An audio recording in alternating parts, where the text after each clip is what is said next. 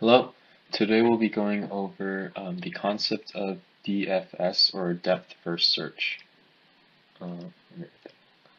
So DFS, which is the abbreviation of depth first search. And yeah, so this is a type of graph traversal algorithm, and yeah, it's very common in competitive programming, especially the for USACO. And yeah, it's one of those like very fundamental algorithms that you need to know if you want to pass silver and pass higher levels of competitive programming. So yeah, if we want to kind of think about how DFS works is let's just imagine that you're in or you're exploring a big maze and you only have one rule, and that is that whenever you reach a fork in the path, you pick one direction, and then you keep going until you hit a dead end. And then once you hit the dead end, you work your way back out and then go the other direction, and you keep repeating that process. So that's basically how depth first search works. So if we try drawing this out, let's say the first node we have 1, and then we have 2 basically ways we can go. We can go 2 or 3.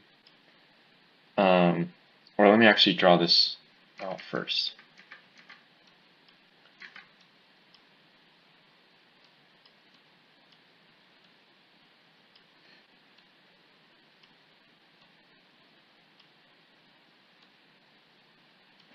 So let's say you start here, and you're given 2 ways you can go. So the strategy is that we go all the way down this path until we reach the end.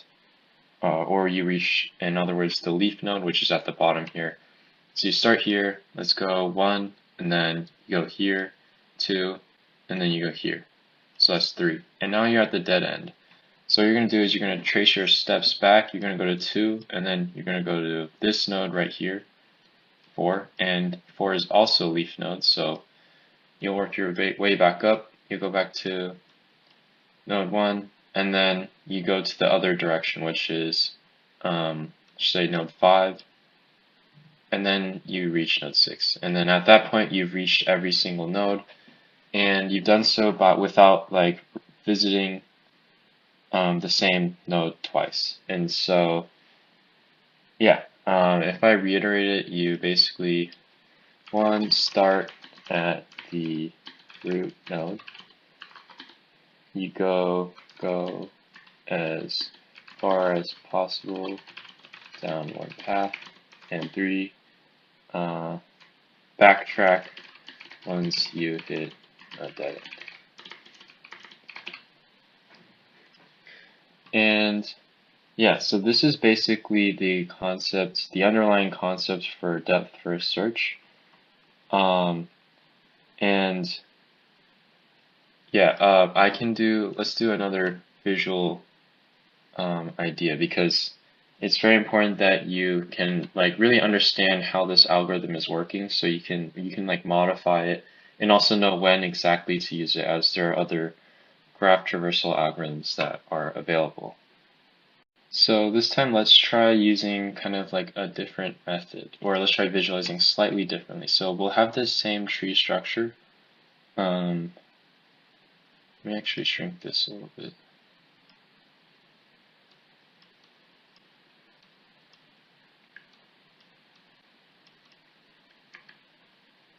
Okay, so this time we'll have like same nodes, same kind of like tree structure.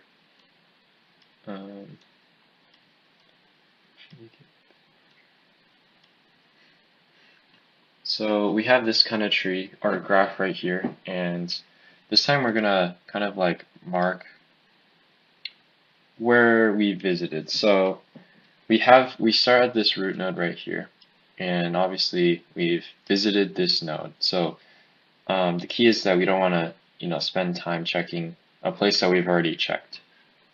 So we visited this node. Now we're going to choose between going to this node or to this node. And we're going to choose, let's say we go to the left, then we visited this, and then we look at all our options. We have this one right here and this one right here. So let's just go to the left again. Let's just stick to going left first.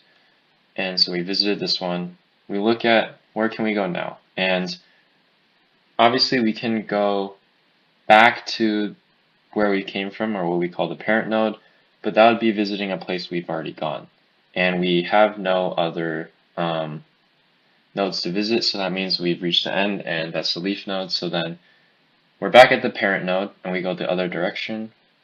And then at this node, we check, oh, where have I not gone that's still available? So we have these two options. So we go here, and then we realize we've reached a leaf node. So we go back, and then we check this one. And the same process basically repeats for all the nodes until we visited everything. And as you can see, in this example, we've kind of distinguished between nodes we visited and nodes we haven't visited. And this is very important because if you don't keep track of which nodes you visited, this can lead to kind of like an infinite loop. And you can like imagine this. So let's say you're at here and you check where you can go. So you go here and, or I'm not gonna mark. And at this node, you check where can I go, and you can still go back to this node right here. So then you go back to this node, the parent node, and then you check where can you go. And as you can tell, you get kind of like caught in a cycle of going back and forth because you haven't kept track of which nodes you've already gone to. And so to prevent this, this is why we kind of have to keep track of which nodes we visited, which we'll generally do with some kind of a Boolean array or that sort. And yeah, so this is kind of how DFS works. And yeah, I just think it's very important that you understand the concepts behind it. Or let me actually, so that you can kind of implement it and manipulate DFS to fit the problem you're solving. Okay, and so I guess when are you going to be using DFS? So you can see in our example, we visited every single node. So we basically, once we perform a DFS without exiting out, where we have access to every single node, and we've traversed basically every single possible way. And we can, this means that it's very good for, one, finding any path from A to B. So we basically found like a way from the parent node to any of its root nodes, or sorry, any of its child nodes, sorry. And yeah, basically, let's say you want to get from A or the parent node to, let's say, let's call this root, or sorry, node Z. And with DFS, you can make sure that there is a way to get from the parent node to whatever node you're looking for. And you can find this path that I've just outlined, and this can be really useful. And why is it useful? It's because if you know every path, or find any path from A to B, you know that in some way these two nodes are connected. So I'll write that down. So find all connected, or you can find if any two nodes connected. And yeah, going off of this, you can also find all connected pieces in a graph. And this basically means that you might have, let's say, another kind of graph going on right here. But once you've visited all the nodes in this one, you'll know that these two are separated. So this is like one connected component, this is one connected component, and this is another separate component. So yeah, those are like three basically very useful things for using DFS.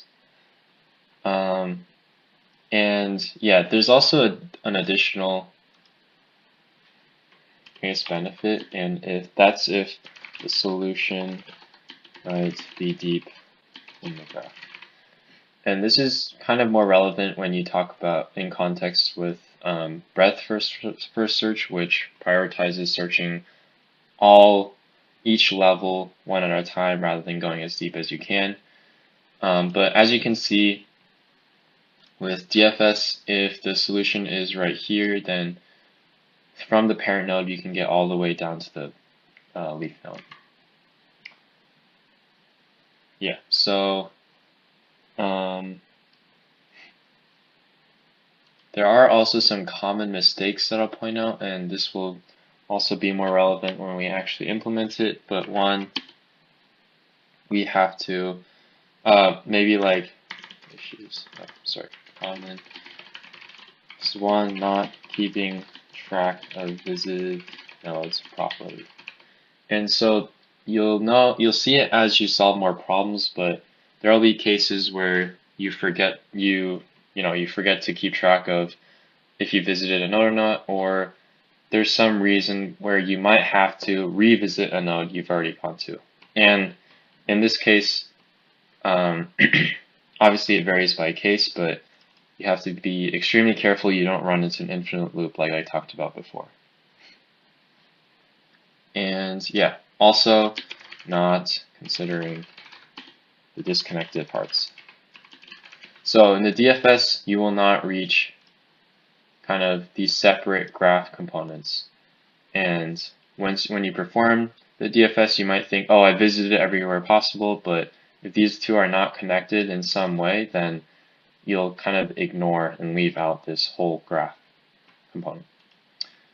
And yeah, so that is it for DFS. Thank you for watching.